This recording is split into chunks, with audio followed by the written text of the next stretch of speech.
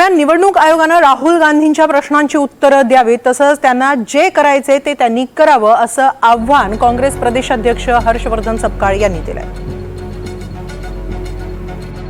तुमच्या सगळे वाबळे काढणं झाल्यानंतर आता लोकांपर्यंत जात असताना ते आता 17 दिवस बिहार या ठिकाणी आहेत. त्यांनी त्यांचा रणसंग्राम हा सुरू केलाय, रणशिंग फुंकलेली आहे आणि त्यांनी त्यांचे जेही काही हरकती आहेत आणि आपला सगळ्या अनागोंदी गैरकारभाराचा पर्दाफाश केलेला आहे तो माध्यमांमध्ये आहे, तो देशाच्या नागरिकांपुढे त्यांनी तो लेखाजोखा मांडला आहे. आता तुम्ही हलफनाम्याचा विषय आणून स्वतःचे हाल निवडणूक आयोगाने करून घेऊ नये.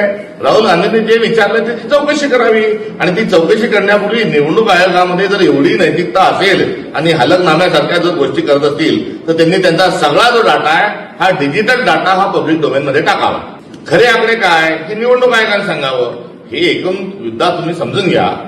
ही पत्रकार परिषद जी होती ही भाजपच्या सोशल मीडिया टीमनी तयार केलेला हा डॉक्युमेंट आहे आणि याच्यावरचे प्रश्न देखील त्यांनी निर्माण करून ठेवलेले आहेत आणि मूळ मुद्द्यापासून पळण्याकरता काही गोदी प्रवृत्तीचे लोक हे कार्यरत आहेत. त्यामुळे आम्ही फसणार नाही. राहुल गांधी जे बोलले ते बोलले. निवडणूक आयोगाने आता या संदर्भामध्ये आपली चूक कबूल करा.